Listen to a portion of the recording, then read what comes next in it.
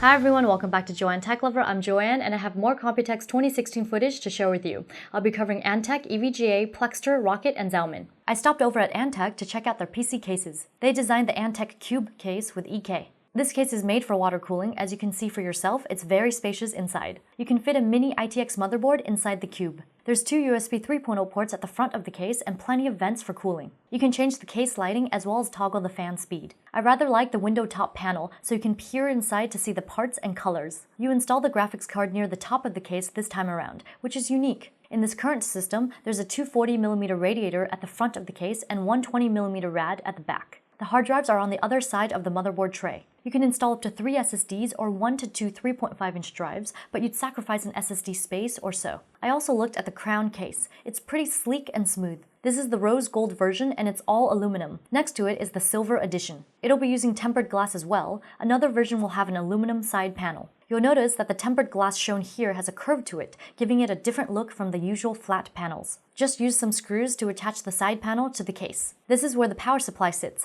and there's a mount for a 180mm fan above that. The motherboard will install onto this panel here, and the top portion of the case can be used for cable management. There's no mount for a radiator in the crown, but there's an additional 120mm fan mount at the top. The graphics card plugs in vertically, and there's enough space in the case for any size card. Onto EVGA. I saw a cool laptop I wanted there, the SC17. It's got a 4K display, already very good stuff, and uses the i7-6820HK CPU. I like that it has 32GB DDR4 RAM, so it must be decent for editing videos. On this edge is a USB 3.1 Type-C port and two USB 3.0 ports. There's a clear CMOS button above the power. That's definitely not common on laptops. As to the keyboard, it's white LED, and the function plus up-down keys are for overclocking the system. You get normal and superclock modes. The stock clock of the system is 3.6 GHz, and you can overclock it to 4.2 GHz. There's a LAN port on the other edge of the laptop, HDMI, and two mini display ports. An added feature is that you can turn the EVGA LED logo on the laptop cover on and off.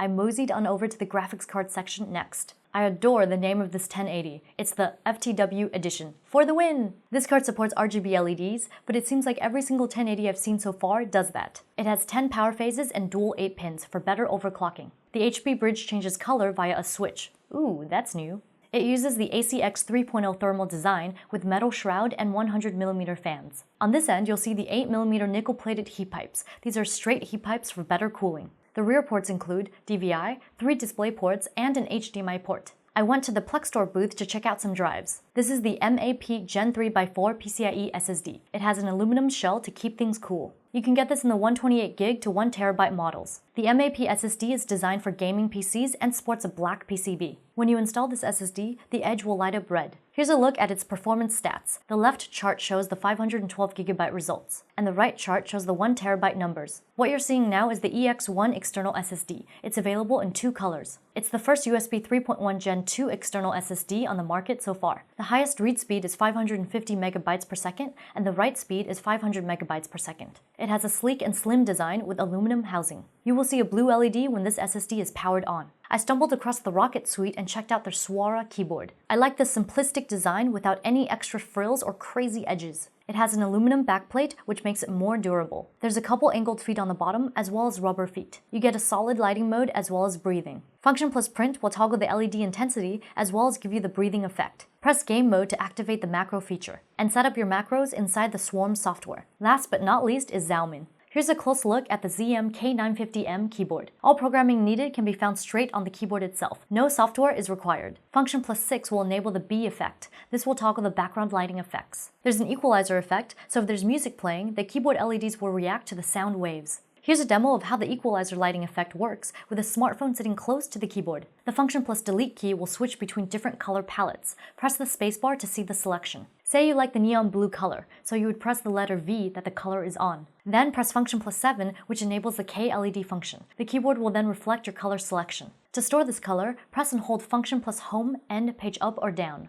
After you go back to a default illumination effect, press Function plus Page Up, what we selected, and you will arrive at your saved color. The ZM K950M has an aluminum backplate and cable grooves on the back, which I don't see on every keyboard. 'Tis a shame. Let's take a look at the ZM1 to ZM8 keys. This is where you store your macros. Press and hold the function plus one of the ZM keys, and there will be a flashing LED on the right corner of the keyboard. That indicates that the recording has begun. Enter your command next, and press the function plus ZM key once more to finalize the recording. The LED in the right corner will become solid. Press function plus the ZM key to execute the macro. Voila, that's a lot of settings, but there's definitely more, which we'll take a detailed overview to cover. That wraps up my event coverage at Computex 2016 on even more tech. If you like what you saw and you want to see more like it, be sure to hit the like, comment, and subscribe buttons, as well as follow me on social media. JoanneTechLover Facebook, JoanneTechLover again on Twitter, and JoanneTechLover once more on Instagram. Also, be sure to check out my other YouTube channels, JTL Lifestyle, JTL Cuteness Overload, and JTL Love Life and Advice. I guess that's all for now, and I'll see you next time!